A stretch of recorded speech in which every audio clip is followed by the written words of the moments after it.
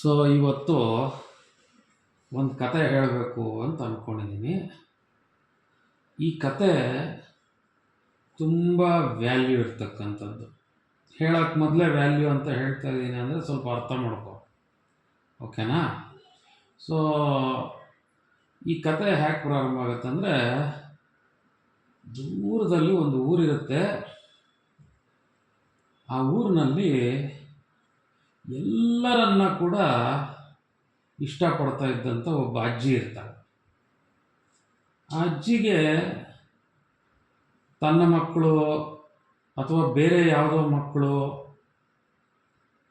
ಆ ಥರ ಭೇದ ಭಾವ ಇರಲ್ಲ.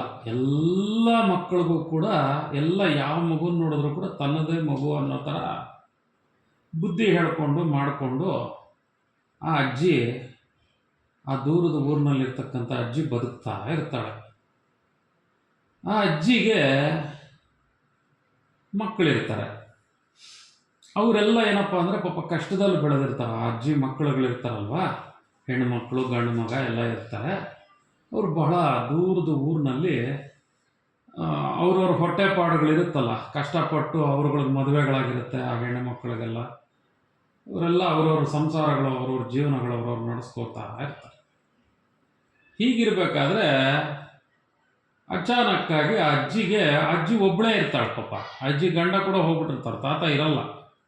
ಆ ಅಜ್ಜಿ ಯಾವುದೋ ಒಂದು ಕೆಲಸ ಮಾಡಿಕೊಂಡು ಆ ಊರಲ್ಲಿ ಸಣ್ಣದಾಗಿ ಆ ಅಜ್ಜಿಗೆ ಎಷ್ಟು ಬೇಕೋ ಅಷ್ಟು ದುಡ್ಕೊಂಡು, ಯಾರಿಗೂ ಬೇಜಾರು ಮಾಡಿದಿರ, ಯಾರನ್ನೂ ದುಡ್ಡು ಕೇಳಿದಿರ, ಹೇಗೆ ಬೇಕೋ ಹಾಗೆ ತಿರುಗಾಡ್ಕೊಂಡಿರ್ತಾಳೆ ಆ ಅಜ್ಜಿ. ಯಾಕೆಂದರೆ ಅಜ್ಜಿಗೆ ಬರೋ ಸಾಕು ಸಂಪಾದನೆ. ಅದೆಷ್ಟು ದುಡ್ಡು ಬರುತ್ತೋ ಅಷ್ಟು ದುಡ್ಡನ್ನೇ ಚೆನ್ನಾಗಿ ವೇಸ್ಟ್ ಖರ್ಚು ಮಾಡ್ದಿರ ಮನೆಗೆ ಏನು ಬೇಕೋ ತಂದ್ಕೊಂಡು, ಆ ಅಜ್ಜಿಗೆ ಅದೃಷ್ಟ ಏನಪ್ಪ ಅಂತಂದರೆ ಅವ್ನು ಚಿಕ್ಕ ಮನೆ ಕೂಡ ಇರುತ್ತೆ ಅಜ್ಜಿಗೆ. ಆ ಎಮ್ಮ ಇರೋದಕ್ಕೆ ಒಂದು ಎಷ್ಟು ಬೇಕು, ಒಂದು ಹಾಲು, ಒಂದು ಅಡುಗೆ ಮನೆ ಎಲ್ಲ ಇರುತ್ತೆ. ಅಜ್ಜಿ ಪಾಡ್ಗೆ ಅಜ್ಜಿ ಹಾಯಾಗಿರ್ತಾಳೆ. ಹೀಗಿರ್ಬೇಕಾದ್ರೆ ಸಡನ್ನಾಗಿ ಅಜ್ಜಿ ಮಗಳಿರ್ತಾಳಲ್ವ, ಆ ಅಜ್ಜಿ ಮಗಳಿಗೆ ಗಂಡ ಇಲ್ಲದೆ ಆ ಗಂಡ ಸತ್ತೋಗ್ಬಿಡ್ತಾನೆ. ಅಜ್ಜಿ ಮಗಳ ಗಂಡ ಸತ್ತೋಗ್ಬಿಡ್ತಾನೆ. ಆ ಅಜ್ಜಿಗೆ ಒಂದು ಮಕ್ಕಳಲ್ಲಿ 4 ಜನ ಮಕ್ಕಳು, ಹೆಣ್ಣುಮಕ್ಕಳು, ಒಂದು ಗಂಡು ಮಗು ಇರುತ್ತೆ. ಹಾಗಿರೋ ಆ 4 ಜನ ಹೆಣ್ಣುಮಕ್ಕಳು ಇರೋಂತಹ ಅಜ್ಜಿಗೆ, ಅದರಲ್ಲಿ ಒಬ್ಬ ಮಗಳಿಗೆ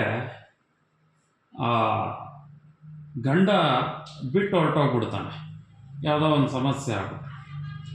ಸೊ ಈಗೇನಾಗುತ್ತೆ ಅಂದರೆ, ಆ ಮಗಳಿಗೆ ಪಾಪ ಮಕ್ಕಳನ್ನು ನೋಡಿಕೊಂಡು ತನ್ನನ್ನು ತಾನು ಪೋಷಿಸ್ಕೊಂಡು ದುಡ್ಕೊಂಡು ಎಲ್ಲ ಮಾಡೋದು ಆ ಮಗಳಿಗೆ ಗೊತ್ತಿರಲ್ಲ. ಗಂಡ ಬಿಟ್ಟುಬಿಟ್ಟ ತಕ್ಷಣ ಭಯ ಬಂದ್ಬಿಡುತ್ತೆ. ತನಗೆ ತಾನು ಕಾಪಾಡ್ಕೋಬೇಕಲ್ವ, ಬದುಕಬೇಕಲ್ವ, ಏನು ಮಾಡೋದು ಅಂದ್ಕೊಂಡು ಯೋಚನೆ ಮಾಡಿಕೊಂಡು ಆ ಮಗಳು ಅವ್ರ ಅಕ್ಕನ ಮನೆಗೆ ಹೋಗ್ತಾಳೆ. ಅವ್ರ ಅಕ್ಕನ ಮನೆಗೆ ಹೋದರೆ ಅವರು ಕಷ್ಟದಲ್ಲಿರ್ತಾರೆ. ಅವ್ರ ಅಕ್ಕಂಗೆ ಗಂಡ ತೀರೋಗ್ಬಿಟ್ಟಿರ್ತಾರೆ.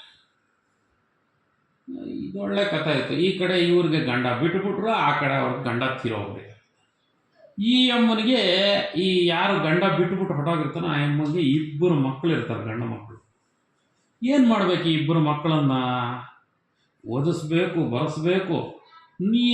ತಾಯಿಗೆ ನೋಡಿದ್ರೆ ದುಡಿದು ತಿನ್ನೋದಕ್ಕೆ ದುಡ್ಡಿಲ್ಲ ಅಂಥ ಕೆಟ್ಟ ಪರಿಸ್ಥಿತಿನಲ್ಲಿ ಈ ಹೆಣ್ಣು ಮಗಳು ಇರ್ತಾಳೆ. ಹೀಗಿರ್ಬೇಕಾದ್ರೆ ಒಂದು ಸಲ ಏನಾಗುತ್ತೆ ಅಂತಂದರೆ, ಅವರು ಹೇಳ್ತಾರೆ ಅವ್ರ ಅಕ್ಕ, ನನಗೆ ಬರೋ ಸಂಪಾದನೆ, ಅವರೇನು ಓದಿರೋರಲ್ಲ ಪಾಪ, ಯಾರೂ ಓದಿರಲ್ಲ, ಚೆನ್ನಾಗಿ ಏನು ಓದಿರಲ್ಲ, ದೊಡ್ಡ ಓದುಗಳೇನು ಓದಿರಲ್ಲ.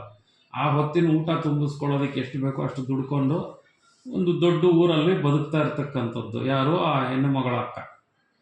ಈ ಅಮ್ಮ ಅಲ್ಲಿ ಹೋದಾಗ, ನೋಡಮ್ಮ, ನನಗೇ ಇರೋದಕ್ಕೆ ಜಾಗ ಇಲ್ಲ, ನನಗೆ ಬೇರೆ ಮಕ್ಕಳಿದ್ದಾರೆ, ನಾವಿರೋ ಮನೆಯಲ್ಲಿ ನೀನು ಒಬ್ಬಳಿಗೆ ಬೇಕು ಅಂದರೆ ಜಾಗ ಕೊಡ್ಬೋದು, ಎಲ್ಲರೂ ಅಂದರೆ ಮಕ್ಕಳು ಮರಿ ಅಂದರೆ ನಾವೆಲ್ಲಿ ಹೋಗೋಣ ಅಂತ ಹೇಳಿದಾಗ, ಈ ಹೆಣ್ಮಗು ಏನು ಮಾಡ್ತಾಳೆ ಅಂದರೆ, ಏನು ದಿಕ್ಕು ತೋಚ್ತೀರಾ ಈ 2 ಗಂಡು ಮಕ್ಕಳನ್ನು ತೊಗೊಂಡು ಹೋಗ್ಬಿಟ್ಟು ಆ ಅಜ್ಜಿ ಹತ್ರ ಬಿಟ್ಟುಬಿಡ್ತಾರೆ. ಯಾಕೆ? ಅವ್ರಿಗೆ ಓದಿಲ್ಲ, ಅವ್ರಿಗೆ ಬರೋ ಸಂಪಾದನೆ ಸಾಕಾಗಲ್ಲ. ಯಾರು ಸಾಕಬೇಕು ಆ ಮಕ್ಕಳನ್ನ? ಯಾರು ಸಾಕೋಕ್ಕೂ ಆಗಲ್ಲ. ಯಾರಂದರೆ ಅವ್ರು ಕರ್ಕೊಂಡೋಗಿ ಇಟ್ಕೋತಾರೇನೋ ಮಕ್ಕಳನ್ನ, ಊಟ ಹಾಕ್ಕೊಂಡು ಬುಕ್ಕುಗಳು ಕೊಡಿಸ್ಕೊಂಡು ಓದಿಸ್ಬೇಕು ಅಂದರೆ ಏನು ತಮಾಷೆನಾ? ಈ ಅಜ್ಜಿಗೆ ಪಾಪ ಏನೋ ಇದ್ದಿದ್ರಲ್ಲಿ ಏನೋ ದುಡ್ಕೊಂಡು ಮಾಡಿಕೊಂಡು ತಿಂತಾ ಇರ್ತಾಳೆ ಈ ಅಜ್ಜಿ. ಎಷ್ಟೋ ಬರೋದ್ರಲ್ಲಿ ಅಂತ ವಾರಕ್ಕೊಂದು ಸಿನಿಮಾ ನೋಡು, ಹೋಟ್ಲಿಗೆ ಬೇಕಾ ಪಕ್ಕದಲ್ಲಿ ಯಾವುದೋ ಊರಿದ್ರೆ ಆ ಊರಿಗೆ ಹೋಗ್ಬಿಟ್ಟು ತಿಂಡಿ ತಿನ್ನು, ಇಲ್ಲ ಅಕ್ಕಪಕ್ಕ ಮನೆಗಳಲ್ಲಿ ಒಂದು ಸ್ವಲ್ಪ ಹೊತ್ತು ಮಾತಾಡ್ಕೊಂಡು ಕೂತ್ಕೋ. ಇನ್ನೂ ಬೇಜಾರಾದರೆ ಅಲ್ಲೇ ಪಕ್ಕದ ಹಳ್ಳಿಗೆ ಹೋಗಿ ಅವ್ರ ಸ್ನೇಹಿತರುಗಳಿರ್ತಾರಲ್ಲ ಅವ್ರ ಮನೆಯಲ್ಲಿ ಯಾವ ಶನಿವಾರನೋ ಬಂದರೆ ಅಲ್ಲಿ ಹೋಗ್ಬಿಡೋದು. ಹಾಂ, ಹೇಗೆ ಅಲ್ಲಿ ಮಾತಾಡ್ಕೊಂಡು ಅವ್ರ ಫ್ರೆಂಡುಗಳ ಜೊತೆ ಮಾಡ್ಕೊಂಡು ವಯಸ್ಸಾಗ್ಬಿಟ್ಟಿದೆ ಅಜ್ಜಿಗೆ. 50 ವರ್ಷ, 55 ವರ್ಷ. ಈಗಿರೋ ಅಂಥ ಅಜ್ಜಿಗೆ ಈ ಎರಡು ಹುಡುಗರು ಹೋಗ್ಬಿಟ್ಟು ಅಜ್ಜಿ ಹತ್ರ ಹೋಗಿ ನಿಂತ್ಕೊಂಡು, ಏನಪ್ಪ ಅಂತಂದರೆ ನಾವು ಓದ್ಕೋಬೇಕು, ನಾವು ಇಲ್ಲೇ ಇರ್ತೀವಿ ಅಂತ ಅಜ್ಜಿ ಹತ್ರ ಬಿಟ್ಬಿಟ್ರು. ಈ ಅಜ್ಜಿನೋ ಬಡವಳು, ಕೈಯಲ್ಲಿ ಕಾಸಿಲ್ಲ, ದುಡ್ಡಿಲ್ಲ, ಏನೂ ಇಲ್ಲ. ಈಗ ಈ ಅಜ್ಜಿ ಈ ಎರಡು ಮಕ್ಕಳನ್ನು ಓದಿಸ್ಬೇಕು. ಏನು ಮಾಡಿದ್ಲು ಅಜ್ಜಿ ಅಂದರೆ, ಈ ಅಜ್ಜಿ ಒಂದು ಶಾಲೆನಲ್ಲೇ ಕೆಲಸ ಮಾಡ್ತಾ ಇರೋದ್ರಿಂದ ಏನೋ ಹಾಗೂ ಹೀಗೂ ಕಮ್ಮಿ ಖರ್ಚಲ್ಲಿ ಆಗೋಗುತ್ತೆ ಅಂತ ಹೇಳಿ ಆ ಅಜ್ಜಿ ಹೋಗ್ತಾ ಇದ್ದಿದ್ದ ಶಾಲೆನಲ್ಲೇ ಈ ಎರಡು ಮಕ್ಕಳನ್ನು ಸೇರಿಸ್ಬಿಟ್ರು. ಈ ಎರಡು ಮಕ್ಕಳು ಕೂಡ ತುಂಬ ಚೆನ್ನಾಗಿ ಓದ್ತಾ ಇದ್ರು, ತುಂಬ ಚೆನ್ನಾಗಿ ಓದ್ತಾ ಇದ್ರು. ಏನು ನೀಟಾಗಿ ಹೋಗೋದು ಬರೋದು ಮಾಡೋದು, ಚೆನ್ನಾಗಿ ಒಳ್ಳೆ ಹೆಸರು ಮಕ್ಕಳಿಗಿಬ್ಬರಿಗೂ ಕೂಡ ಓದೋದ್ರಲ್ಲಿ ಮತ್ತು ಆಟ ಆಡೋದ್ರಲ್ಲಿ ಎಲ್ಲದರಲ್ಲೂ ಕೂಡ ಏನು ಕಂಪ್ಲೇಂಟ್ ಇಲ್ದಿರ ಇದ್ರ ಟೀಚರ್ಸ್ಗೆ ರೆಸ್ಪೆಕ್ಟಿಂದ, ಗೌರವದಿಂದ ಎಲ್ಲ ಮಾಡಿಕೊಂಡು ಈ ಎರಡೂ ಮಕ್ಕಳು ಚೆನ್ನಾಗಿ ಓದ್ತಾ ಇರ್ತಾರೆ.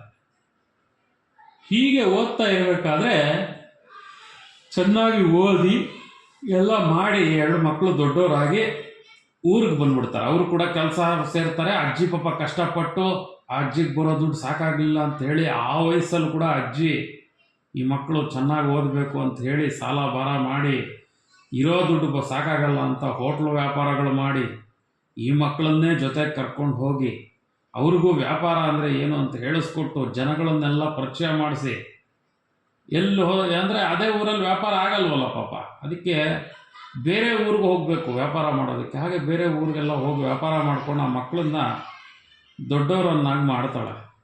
ಆ ಮಕ್ಕಳು ಕೂಡ ಆ ಅಜ್ಜಿಗೆ ಮರ್ಯಾದೆ ಅಂದರೆ ರೆಸ್ಪೆಕ್ಟ್ ಕೊಟ್ಟು ಚೆನ್ನಾಗಿ ಓದಿ ಒಳ್ಳೆ ಹೆಸರು ತಗೊಂಡು ದೊಡ್ಡವರಾದಮೇಲೆ ಅವ್ರವ್ರ ಜೀವನಗಳು ಅವ್ರವ್ರು ನೋಡ್ಕೋತಾ ಇರ್ತಾರೆ. ಅಜ್ಜಿ ಪಾಡಿಗೆ ಅಜ್ಜಿ ಬದುಕ್ತಾ ಇರ್ತಾಳೆ. ಆದರೆ ವಯಸ್ಸು ಅಂತಕ್ಕಂಥದ್ದು ಕೂಡ ಆಗೋಗ್ತಾ ಬರುತ್ತಲ್ಲ, ಎಷ್ಟು ವರ್ಷ ಅಂತ ಅಜ್ಜಿ ಕೂಡ ಅಷ್ಟು ಕಷ್ಟಪಡ್ತಾಳೆ. ಆ ಅಜ್ಜಿಗೆ ವಯಸ್ಸಾಗೋಗುತ್ತೆ, ಸುಮಾರು ವಯಸ್ಸು ಒಂದು 70 ವರ್ಷ ಆಗೋಗುತ್ತೆ. ಆದರೂ ಕೂಡ ಅಜ್ಜಿ ಹೇಳಿದ ಮಾತು ಕೇಳಲ್ಲ. ಯಾಕೆಂದರೆ ಅಜ್ಜಿಗೆ ಅಷ್ಟೊತ್ತಿಗೆ ರಿಟೈರ್ಡ್ ಆಗಿಬಿಟ್ಟಿರುತ್ತೆ ಪಾಪ. ಶಾಲೆಯಲ್ಲಿ ಎಷ್ಟು ದಿನ ಇಟ್ಕೋತಾರೆ, ಇಲ್ಲಮ್ಮ ನಿಂಗೆ ವಯಸ್ಸಾಗಿದೆ, ನಿನ್ನ ಕೈಯಲ್ಲಿ ಮಾಡೋಕ್ಕೆ ಆಗಲ್ಲ, ನೀನು ತುಂಬ ಕಷ್ಟ, ನಿಮ್ಮನ್ನು ಇಟ್ಕೊಂಡು ನಾವು ಇದು ಮಾಡೋದು, ನೀವು ಇನ್ನು ಹೋಗ್ಬೇಕು ಮನೆಗೆ ಅಂತ ಹೇಳ್ತಾರೆ. ಆ ಅಜ್ಜಿನೋ ಇಷ್ಟು ವರ್ಷ ಕಷ್ಟಪಟ್ಟಿದೆ, ಏನಾದರೂ ದುಡ್ಡು ಬರುತ್ತೆ ಅಂದರೆ ಅಜ್ಜಿಗೆ 1 ರೂಪಾಯಿಯೂ ದುಡ್ಡು ಬರೋಲ್ಲ ಪಾಪ. ಬರೀ ಕೈಯಲ್ಲಿ ಅಜ್ಜಿ ಮನೆಗೆ ಬರ್ತಾಳೆ ಶಾಲೆಯಿಂದ. ಹಾಗೆ ಬಂದವಳು ಶಾಲೆಯಿಂದ ಮನೆಗೆ ಬಂದವಳು ಸುಮ್ಮನೆ ಇರ್ತಾಳ. ತುಂಬ ಕಷ್ಟಪಟ್ಟಿರ್ತಕ್ಕಂಥ ಜೀವ ಅದು. ಅಜ್ಜಿ ಅಂದ್ರೇ ನೀವೆಲ್ಲ ನೋಡಿರ್ಬೋದು.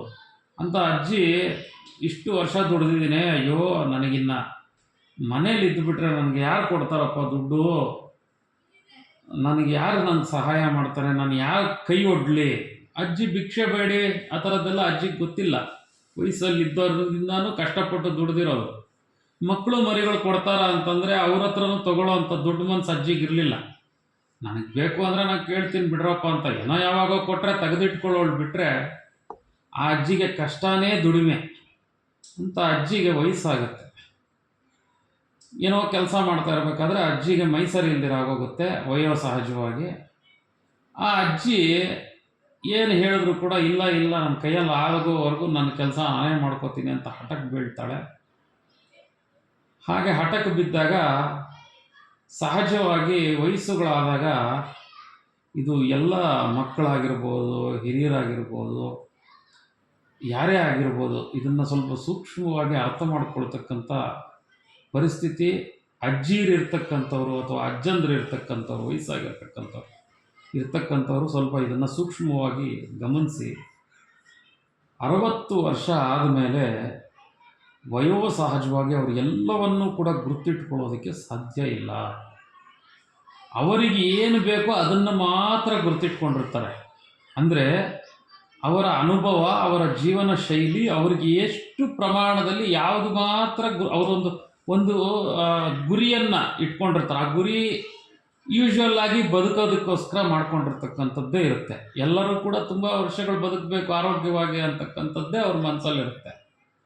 ಹಾಗೆಯೇ ಈ ಅಜ್ಜಿ ಕೂಡ ಬಹಳ ಶ್ರಮಪಟ್ಟು ವಯಸ್ಸು ಆರೋಗ್ಯವನ್ನು ಕಾಪಾಡ್ಕೊಳ್ಳೋದಕ್ಕೋಸ್ಕರ ತುಂಬ ಒದ್ದಾಡ್ತಿರ್ತಾಳೆ.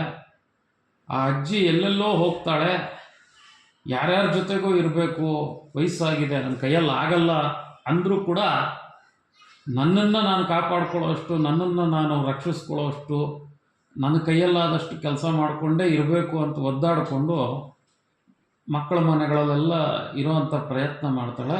ಆದರೆ ಆ ಅಜ್ಜಿಗೆ ವಯೋಸಹಜವಾದಂತಹ, ಅಂದರೆ ವಯಸ್ಸು ಆಗೋದ ಮೇಲೆ ಬರ್ತಕ್ಕಂತಹ ಸ್ವಲ್ಪ ಮಟ್ಟಿಗಿನ ಮರೆವು ಬಂದಿರುತ್ತೆ. ಈಗ ನಿಜ ಹೇಳಬೇಕು ಅಂತಂದರೆ ಚಿಕ್ಕ ವಯಸ್ಸಿನಲ್ಲಿ ಯಾರಿಗೂ ಕೂಡ ಮರವಿರೋದಿಲ್ಲ. ಚಿಕ್ಕ ವಯಸ್ಸಿನಲ್ಲಿ ಮರವಿದೆ ಅಂತಂದರೆ ಅದು ಎಲ್ಲೋ ಯಾವುದೋ ರೀತಿಯಾದಂತಹ ಬೇರೆಯಾದಂತಹ ಸಮಸ್ಯೆ, ಅದು ಅವರು ಯಾವುದೋ ಗಮನದಲ್ಲಿ ಬೇರೆ ಕಡೆ ಇದ್ದಾರೆ ಅಂತ.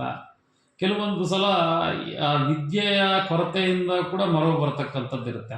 ಅಂದರೆ ನಮ್ಗೆ ಏನು ಬೇಕೋ ಅದನ್ನು ನೋಡದೆ ಮತ್ತಿನ್ನೇನೋ ನೋಡೋದು, ಅಥವಾ ಜ್ಞಾನದ ಕೊರತೆ. ವಿದ್ಯೆ ಬೇರೆ, ಜ್ಞಾನ ಬೇರೆ. ಆಮೇಲೆ ಅಲ್ಲಿ ಆ ಕ್ಷಣದಲ್ಲಿ ಇಲ್ಲದೇ ಇರತಕ್ಕಂಥದ್ದು, ಅಂದರೆ ಪಾಸ್ಟು, ಫ್ಯೂಚರು, ಪ್ರೆಸೆಂಟು. ಆ ಪ್ರೆಸೆಂಟ್ನಲ್ಲಿ ಇರದೇ ಇರತಕ್ಕಂಥದ್ದು, ಮತ್ತಿನ್ನೇನೋ ಆಲೋಚನೆಗಳು. ಸೊ ಇದೇನಾಗುತ್ತೆ, ವಯಸ್ಸುಗಳು ಆಗ್ತಾ ಆಗ್ತಾ ವಯಸ್ಸಾದಂಥವ್ರು ಏನು ಮಾಡ್ತಾರೆ ಅಂತಂದರೆ, ಈ ಅಜ್ಜಿಯರು ಅಜ್ಜರಂದರು ಬೇಡದ ವಿಷಯಗಳನ್ನೆಲ್ಲ ತಲೆಯಿಂದ ತೆಗೆದುಬಿಟ್ಟು ಅವರಿಗೆ ನಿಜವಾಗಲೂ ಬದುಕೋದಕ್ಕೆ ಏನು ಬೇಕೋ ಅದನ್ನು ಸಿಂಪ್ಲಿಫೈ ಮಾಡ್ಕೊಂಡು ಹೋಗ್ತಾ ಇರ್ತಾರೆ. ಆದರೆ ವಿಪರ್ಯಾಸ ಏನಾಗುತ್ತೆ ಅಂತಂದರೆ, ಆ ಅಜ್ಜಿಯ ಮಕ್ಕಳಿಗೆ ಜ್ಞಾನದ ಕೊರತೆ ಅಂತ ಹೇಳ್ಬೋದು, ಅಥವಾ ವಿದ್ಯೆಯ ಕೊರತೆ ಅಂತ ಹೇಳ್ಬೋದು, ಅನಾಗರಿಕರಂತೆ ವರ್ತಿಸ್ತಾರೆ. ಏನು ಅನಾಗರಿಕರಂತೆ ವರ್ತಿಸೋದು ಅಂತಂತಂದರೆ,